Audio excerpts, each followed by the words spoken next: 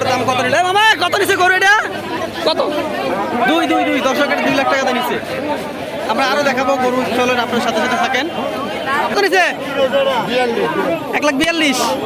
দর্শক দেখেন এত বড় একটা গরু 1,42,000 টাকা। মাশাআল্লাহ সুন্দর হয়েছে। আরেকটা দেখি। এ মামা এটা কত নিছে এটা? 1,20,000। 1,20,000 বলে না দাম এটা। এবার এটা কত নিছে? 90। ভালোই আছে শুধু 90 না? 90।